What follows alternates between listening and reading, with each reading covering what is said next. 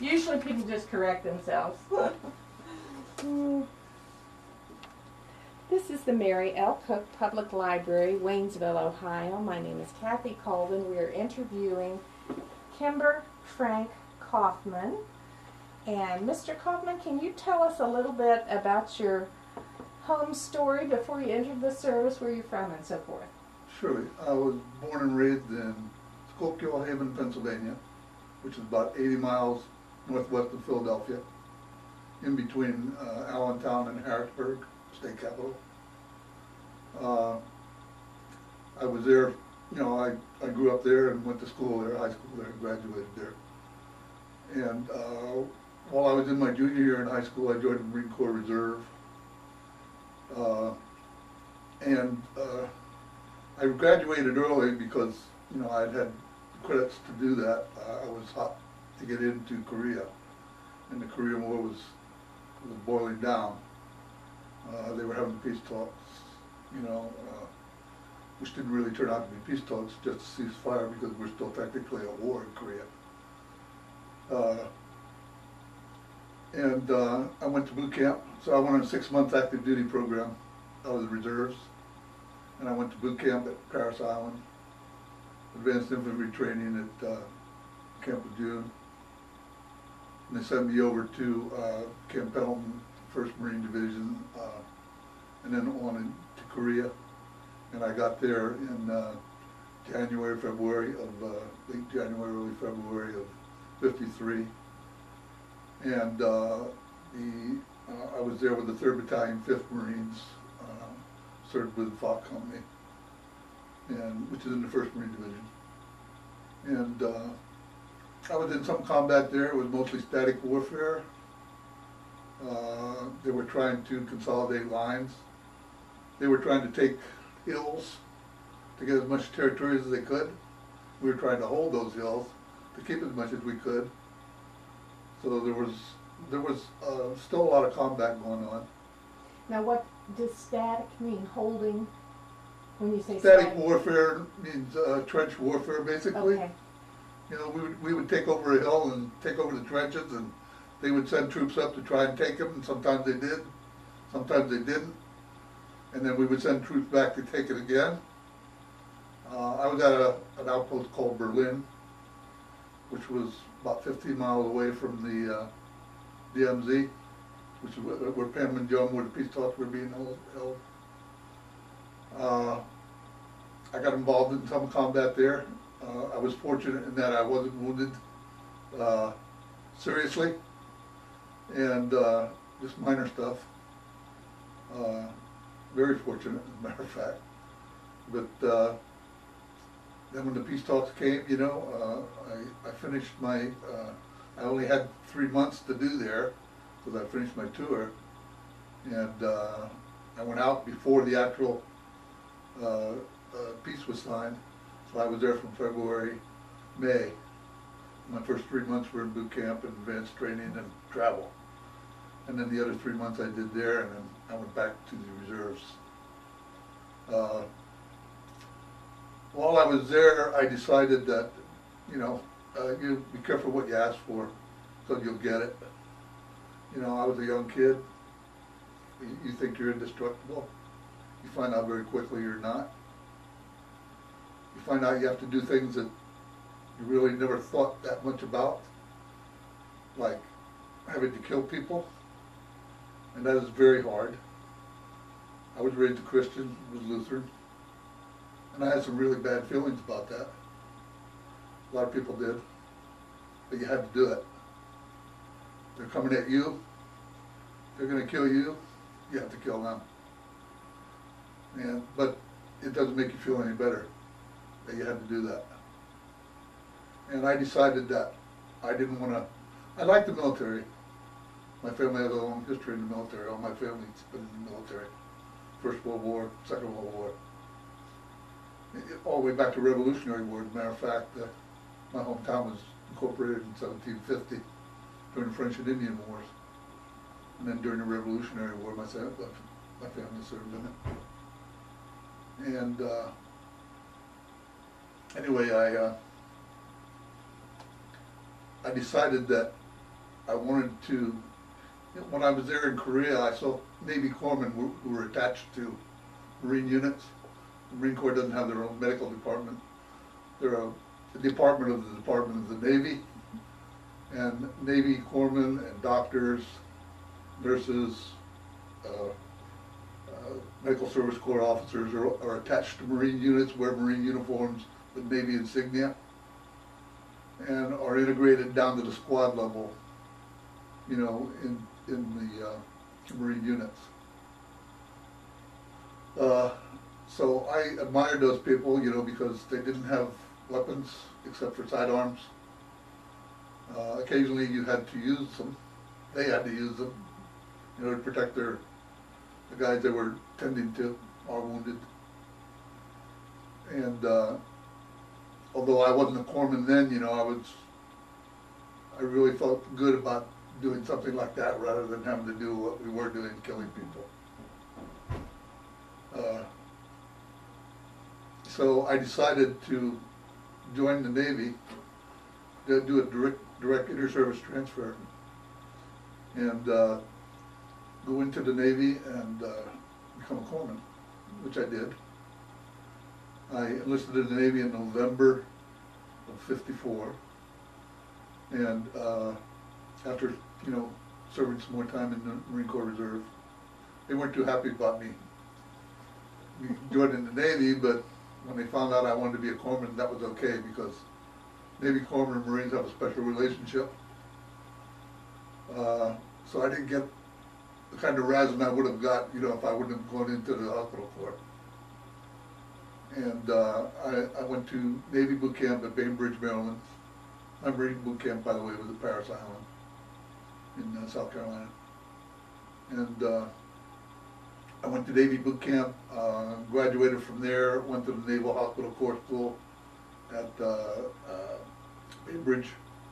They have a naval hospital there, and they also have at that time they had a naval hospital course school there too, which was a 5-month course where you do basic corpsman stuff.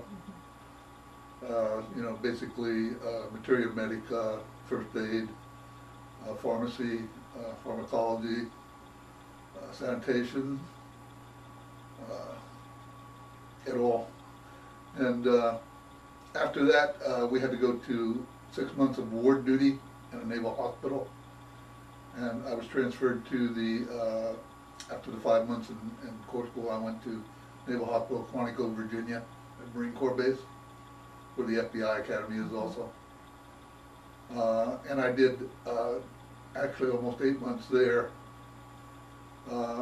working on the wards. I worked in urology ward, orthopedics ward, pediatrics, a little bit in sick officers ward.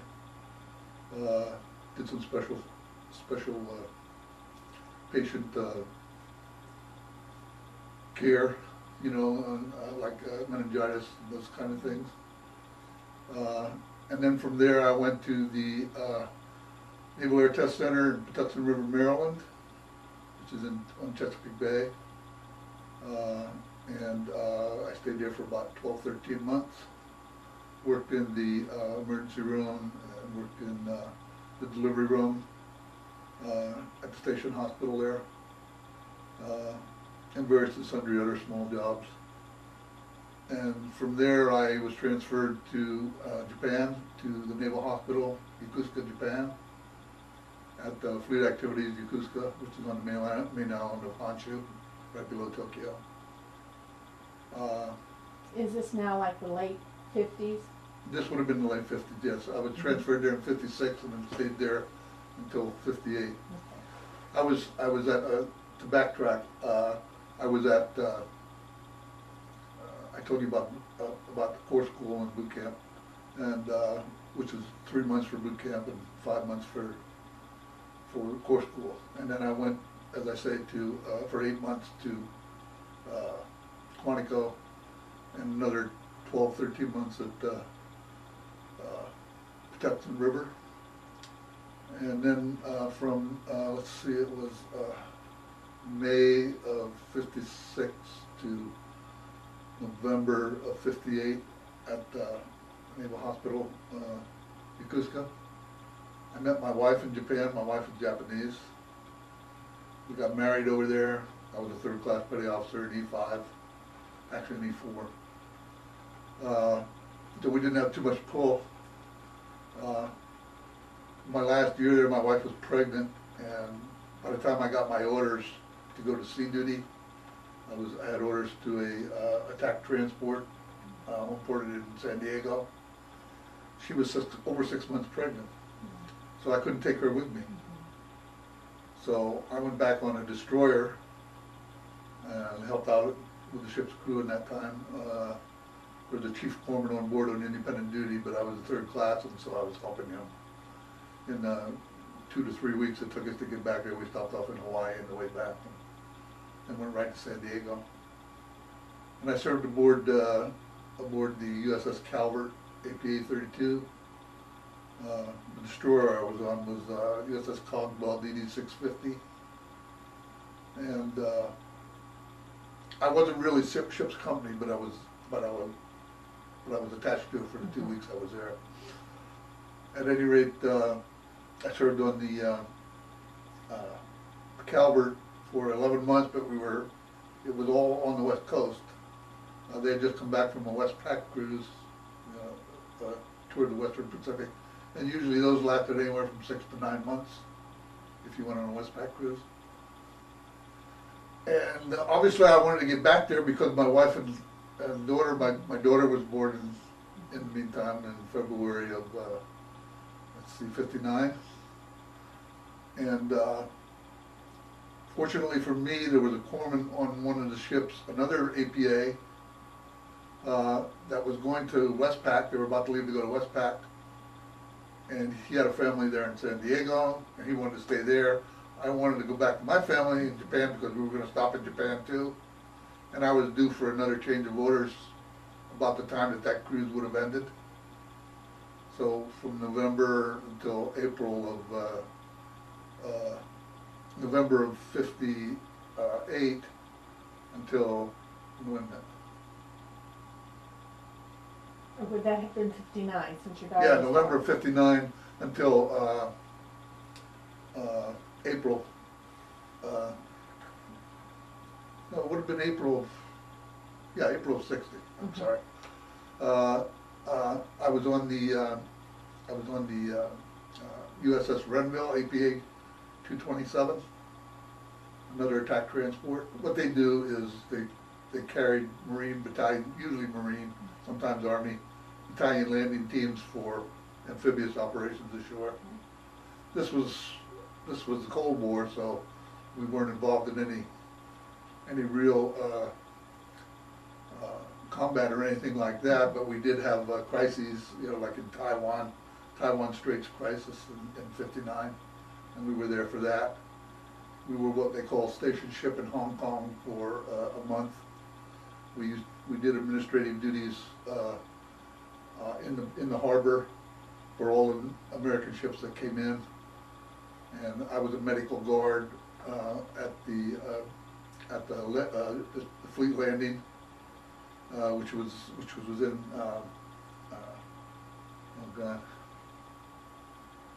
in Hong Kong proper. The other side of the harbor was Kowloon, and then the New Territories, which was communist territory, communist China at that time. So we were there for 1 month, and then we went to Sasebo, Japan, and that's when I got my orders to X-ray school at U.S. Naval Hospital, Oakland, California, which is a 1-year course. It's what we call the Navy Hospital Corpsman School is called A School. That's 5 months, which I mentioned previously. And then if you go to another specialty, that would be a C school, like a special school, X-ray, physical therapy, laboratory, you name it. So I had these orders, and I was transferred in Sasebo, Japan when we pulled it into Sasebo. Took a train right up to Yokosuka. I had a month leave, so I could make arrangements to take my wife and daughter back. And we went back on the USS Mitchell, which was a sort of like a troop transport, just like the one I was on, except they were ferrying dependents and guys on permanent change of station orders back and forth to the States and the Far East. And so we came back to the United States, and we arrived at San Diego, and we went up to San Francisco because that's where I was going to go to school, the Bay Area. And I worked at for the 1 year at grade school at Naval Hospital, Oakland.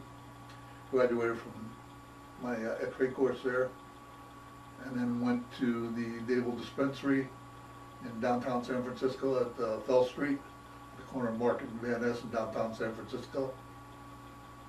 I was there for, let's see, I was there for 2 years, till 64. I went there in 61, left there in 64, 3 years. And from there I went to Military Sea Transport Service Pacific, which was at Fort Mason in San Francisco. So all this was in the San Francisco Bay Area, and that's where I decided that, well, that's a place I'd like to stay, you know, when I retired from the Navy. And I was already career designated at this point. And I made second class petty officer while I was at X-ray school, which is E5. And then while I was at 50 Fell Street, I made first class petty officer, which is E6. And I was transferred to MSTS as an E6. I served almost 3 years with MSTS PAC, and during that I went to the Antarctic. There was a ship that went down with supplies for McMurdo Base, which is on the Ross Ice Shelf of Antarctica. We stopped off at Valparaiso, Chile, and also at Christchurch, New Zealand, and then on to the Antarctic. Now we were only down there for summer resupply. There's only 4 months of the year that you can get in the ice, and you have to be let in by an icebreaker. So from November until February, we were down there delivering everything we could there, and I got an opportunity to go to some of the bases there. Scott Base, which was the New Zealand base, and McMurdo, which was the big American base. I didn't get to go inland to the South Pole itself or anything like that, but because we were only there for a limited time. And then from there, I went back, and we went back to Fort Mason, and then we moved our operations from Fort Mason. They were closing up Fort Mason, which is where MSTS ships left from, and transitioned over to Naval Supply Center, Oakland, and worked out of there. And from there I went to the transports that carried dependents and people on permanent change of station orders, sometimes units, all, you know, to the Far East, Japan, Korea, Taiwan. I forgot to mention that on my thing about Taiwan. And after after my second, we used to transition back and forth about every month. We deliver dependents and active duty personnel to their places in the Far East. Then we come back and we take another. Well, this was at the start of the Vietnam buildup. I went down to the Antarctic in 64 to 65, from November of 64 to February 65, and when we came back, it was all taking troops over for the buildup in Vietnam, and we did that. Seemed like forever. I spoke Japanese, and because of my wife, She taught me Japanese, I taught her English. And so we went, we had one duty where we went 6 months to Korea.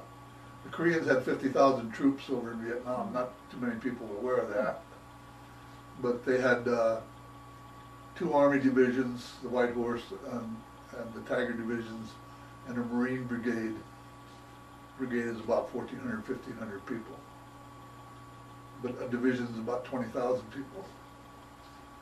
And a lot of the Koreans had served in the Japanese Imperial Army, a lot of the senior NCOs and officers at any rate.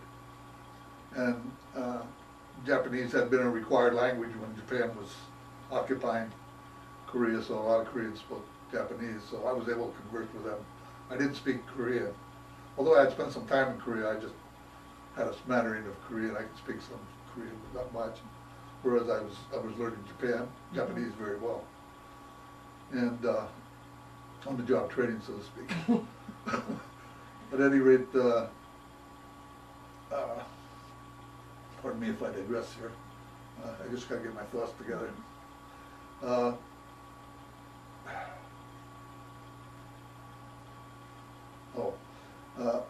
We were ferrying troops from Busan mostly. Occasionally we go to Incheon. From there to Da Nang, Quinlan, and one time we went to, oh geez, I forget the name of the place now. I'm drawing a blank.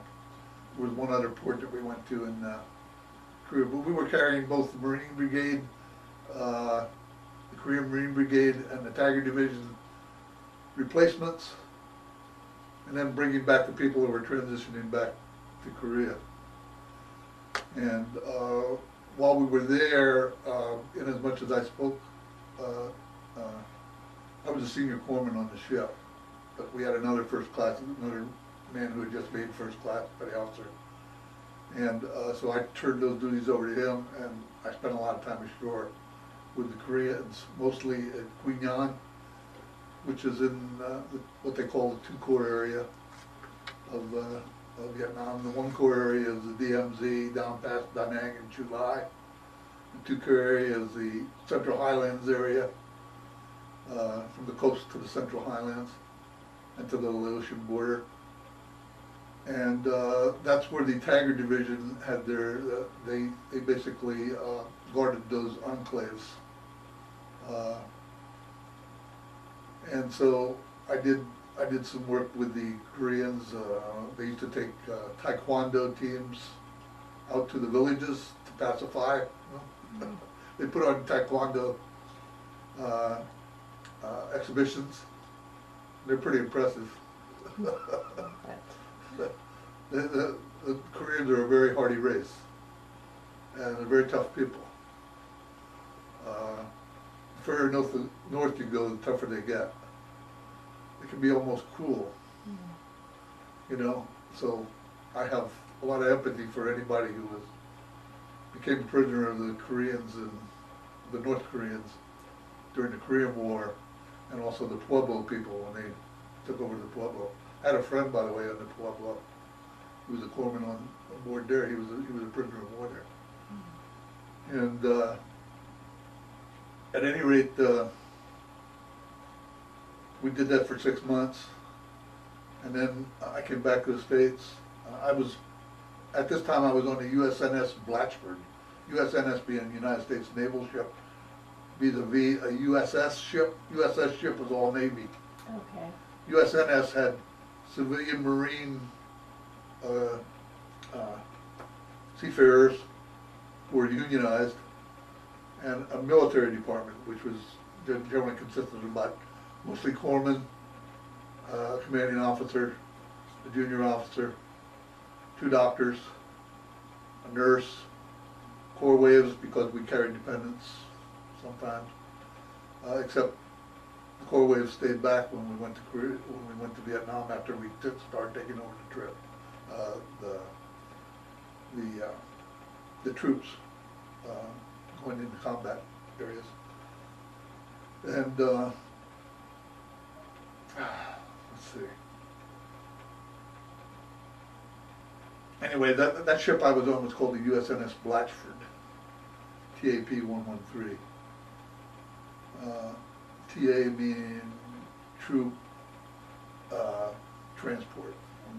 TAP, AP is transport personnel. Whereas cargo, TAKs or AKAs or APAs, were differentiated that way. APAs carried troops and AKAs carried cargo. Tanks and stuff like that, and mechanized stuff. And also a lot of supplies. At any rate, after that 6 months, we went back to the States, and I was due for orders again. I spent a little bit of time on a ship that didn't sail. It was called the USNS El Tinge. And that was TAP 114. I was just moored at Naval Supply Center, Oakland, but I was only there for about 3 or 4 months, and then I got my orders to Naval Training Center, Great Lakes Administrative Command, where I worked at the, and this was from August of '67 until August of '69. I was there 2 years. At this time, I made Chief Petty Officer. Right after I had gotten to Great Lakes, and I was in charge of the X-ray department at the Administrative Command Station Hospital. Also in charge of the X-ray units at each of the regimental training commands for the Navy boot camp. So we had 3 regiments there, and I had 3 X-ray departments there at the training center, at the recruit training center, and also at the administrative command, because they had service schools there also. And mainly the people at the administrative command took care of the people in the service schools, whereas we had our own corpsmen at each of the recruit training center regiments. Let's see, from there I got orders to Mobile Construction Battalion 1, which was a CV battalion, mobile CV battalion, at Davisville, Rhode Island, was our home port. We went, right after I got there, we went on a 9-month tour to Vietnam. And we were stationed at, our main base was at Red Beach near Da Nang, which was where the first troops were landed. The first Marines were landed in '65, when they first started to build up. And which I had been to before with MSTS, so I was familiar with that. At any rate, we had details all over the country, in all 4 corps areas. We had a detail in Quang Tri province up at the demilitarized zone. Saw a lot of combat up there with the Marines. We had one at the Hai Lan Pass, which is off Highway 1, going up the east coast of South Vietnam, all the way up to the DMZ, where North Vietnam began. We also had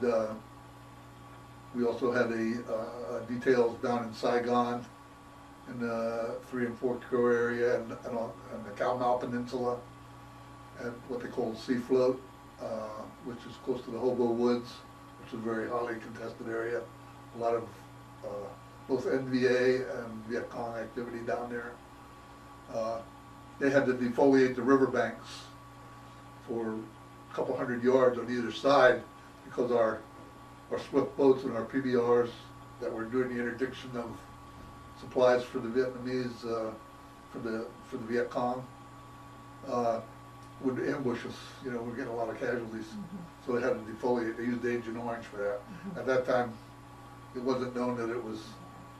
I got some minor, what they call chloracne, as a result of that, because we were working right at, you know, the area where they had done this, where they had this sea float, at sea float, SEALs, Navy SEALs operated, because there was a lot of activity in that area.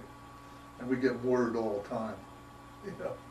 So it was not constant combat, but, you know, like some of the Army guys were in, you know, but, it was enough to, you know, you had people got killed and people got wounded. And then we also had, in the Gulf of Thailand, there's a big island called Phu Quoc Island, where they had 35,000 both NVA and Viet Cong prisoners. It was a prison camp island. But we also have what they call ACTOV bases, Advanced Tactical Support Bases, for riverine craft.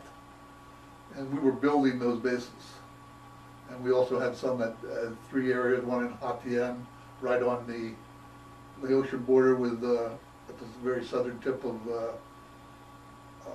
South Vietnam. One at Roc Jaw and one at Roc Swa. So we had 5 bases right down there in that in Mekong Delta, in that southern portion. And my duty, I was a senior corpsman again with the battalion. We had corpsmen attached to all these details, and it was my job to go around to all the details, make sure everything medical-wise was going well. Occasionally I'd go down there and help them, you know, do laboratory tests and everything with everybody, you know, with all the troops. We had details ranging from 20 people up to 200. CB Battalion has about 700 men in it, with all their equipment and everything. And so I was going back and forth a lot, I was doing a lot of traveling. And then when we finished our 9-month tour there, we went back to our home base at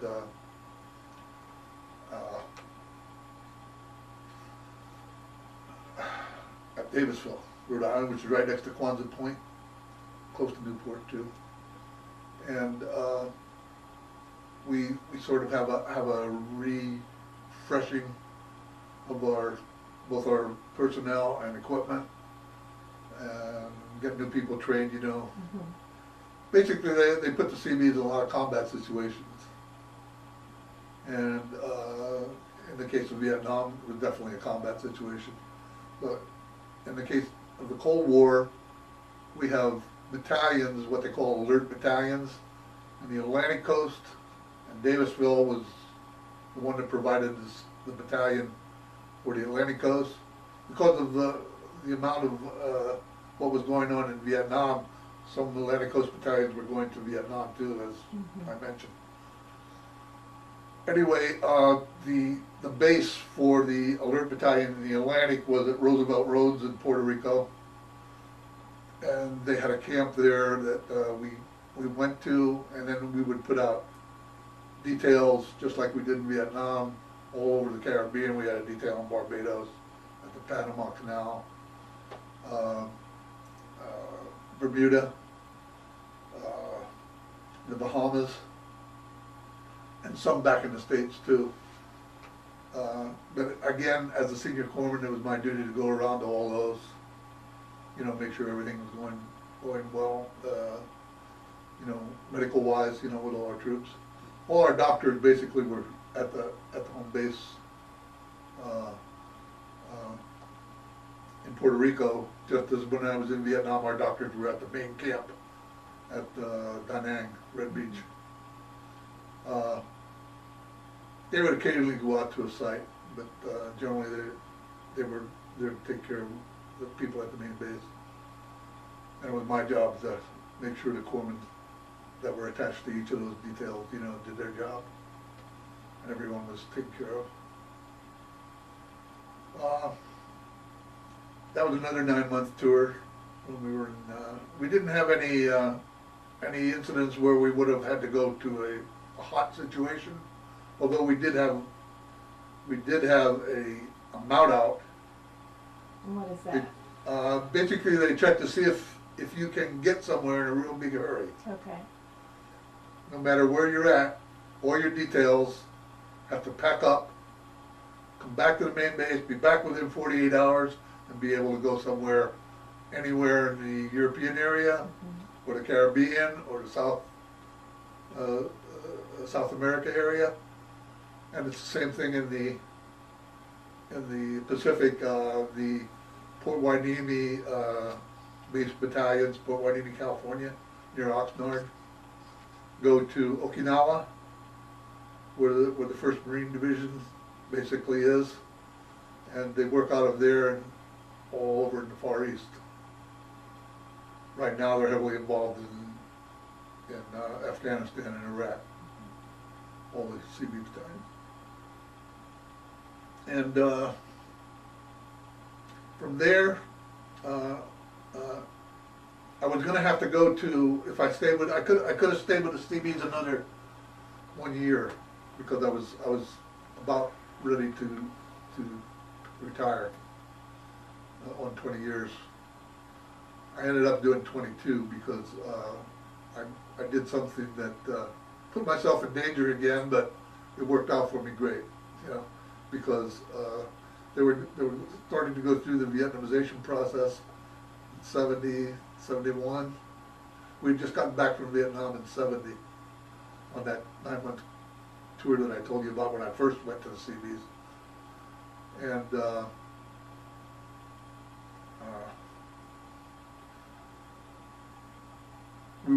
our next deployment was going to be not as the Alert Battalion, but we were going to go to Diego Garcia in the Indian Ocean, which was a British protectorate, where they built a base with deep sea ports for the Pacific Fleet to use for the Indian Ocean and Middle East.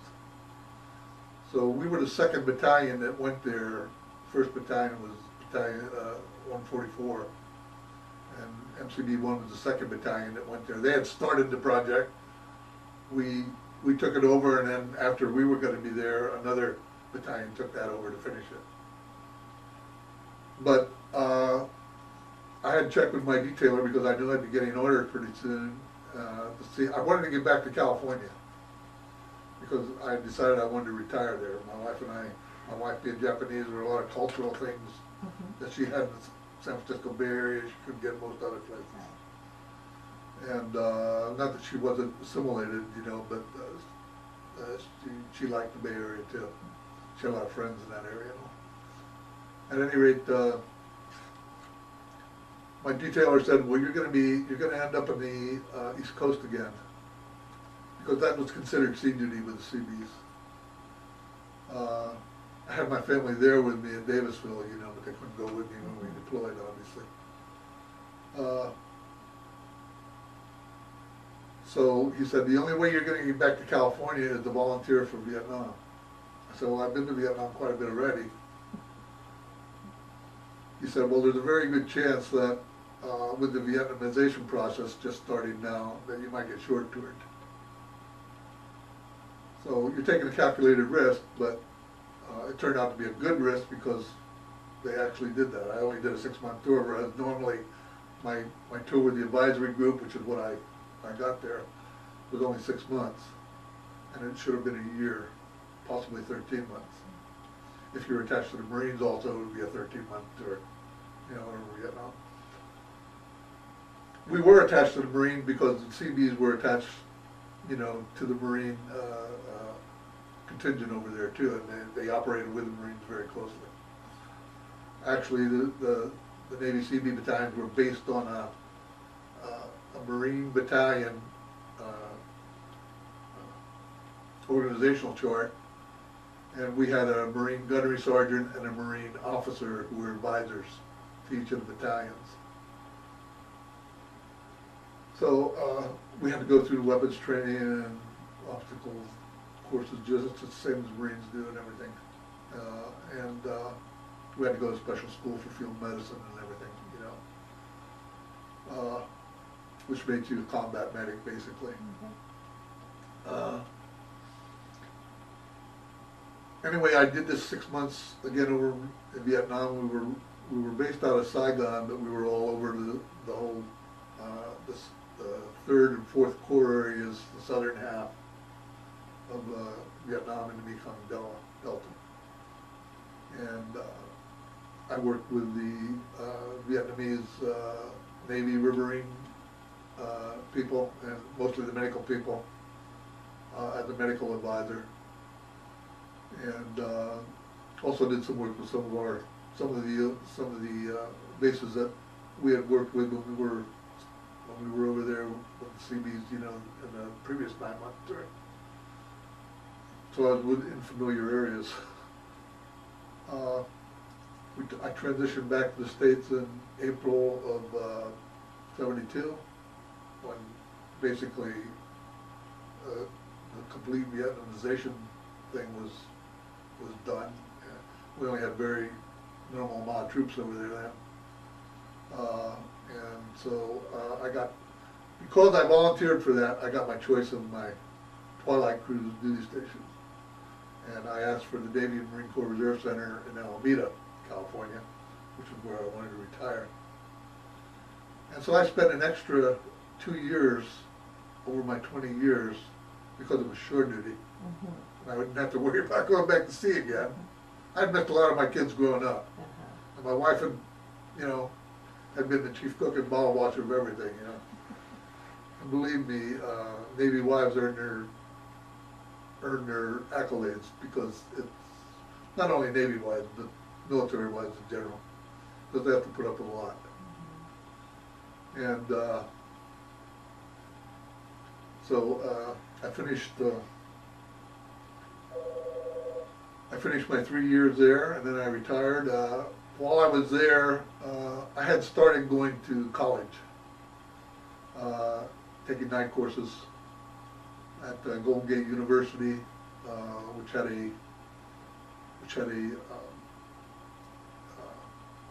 an extension on the base at Naval Air Station Alameda, and its main campus was in downtown San Francisco off Mission Street. And they're basically a business and law school. Mm-hmm. And almost everybody at the time that I went to it, you know, were working people rather than kids coming out of high school. Although there were those, you know, but the great majority of it was people who were working in the workforce already. And so I finished up my undergraduate degree, which I had started, you know, when I was on shore duty back at Great Lakes. I went to Roosevelt University, which had an extension course right above Evanston, in between Chicago and Great Lakes, North Chicago, which is where Great Lakes is. And I had gotten about 1.5 years worth of credits, you know, going to school there while I was my 2 years there. And then I also got credits for some of the Navy courses I had taken, you know, hospital corps school and things like that. And I got my undergraduate degree in '75 and started my MBA program. I wanted to be an administrator. I took a hospital administration course. Mm-hmm. And I was 1 year into that when I retired from the Navy.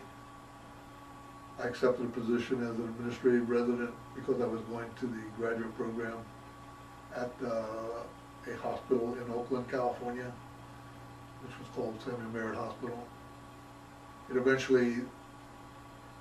It was a situation where there were 3 hospitals within a block of each other on what they call Pill Hill. They eventually all merged. I spent 14 years there.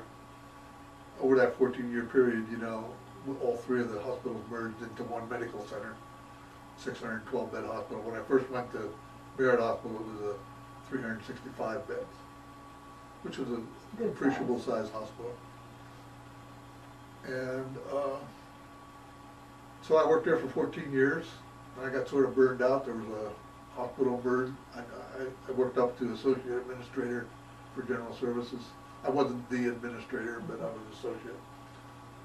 I started out as an administrative resident, an administrative assistant, and then assistant administrator, and then associate administrator.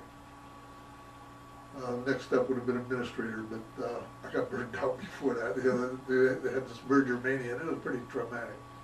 A lot of people were getting burned out. So I decided to try something else, and that was accelerated by the fact that they had a new administrator come in, and he brought his own people in. So they downsized us, which is what the euphemism, you know, at that time they were using for getting rid of people. They had a transition process where they gave you opportunities, you know, to take courses and stuff like that, you know, which was beneficial. And I was still vested in the program because I had been there for 14 years, although I wasn't fully vested. But I have an annuity out of that, you know, that augments my military retired pay.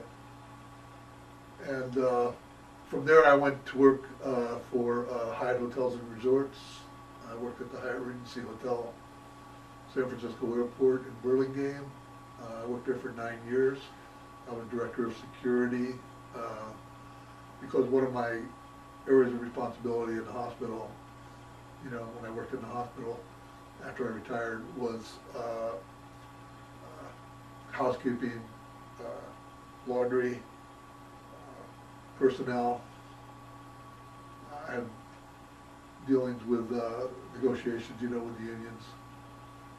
I was assistant to the personnel director.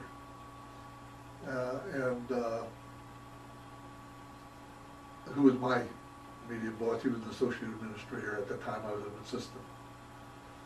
And where was I? Losing my train of thought now.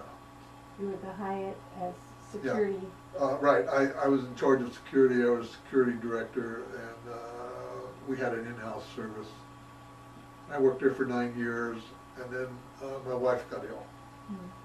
My wife came down with congestive heart failure and end-stage renal disease. She was on dialysis. She was in the hospital for a long time, ICU for a long time, and I decided it was time for me to fully retire. I needed to take care of her. Fortunately, I had a medical background. I was able to do that. She was a nurse, by the way, you know, and when I met her, she was a nurse in Japan. And so I took care of her for the last 11 years prior to her. She passed away in 2004, June 1st. So going on my 5th year now that I've been a widower. And we were married for 46 years, 5 months shy of 47. I owe her everything. She was my everything. You know, she was my anchor.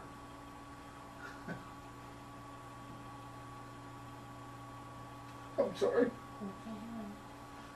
You had the one daughter and your other children? No, I had 3 daughters. 3 daughters? Yeah. And 2 of them had moved back here. One in '93 and the other one the year before my wife passed away.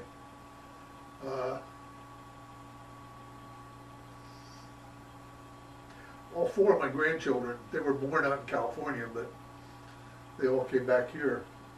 My 2 married daughters came back here. I have 1 unmarried daughter, my firstborn. She lived out there, not with us, but she lived close to us. She had her own condo. So we decided she decided to sell her condo, and I decided to sell my home, and we wanted to come back and be here with the rest of them. So I'm a newcomer to Ohio, but I like it. I like the small town atmosphere. It's like what I grew up in. Came from Lebanon is larger than, about 3 or 4 times larger than my hometown, but it still has that same kind of atmosphere. Waynesville has the same thing.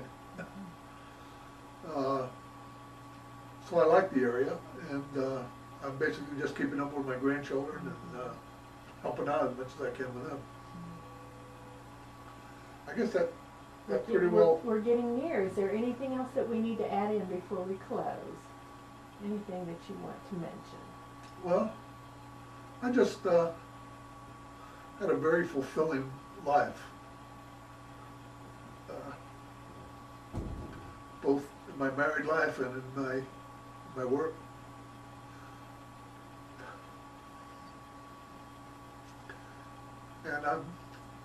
I don't believe I changed anything. I enjoyed my service. I enjoyed serving my country. And I guess I just had a really good life, and I really appreciate this country.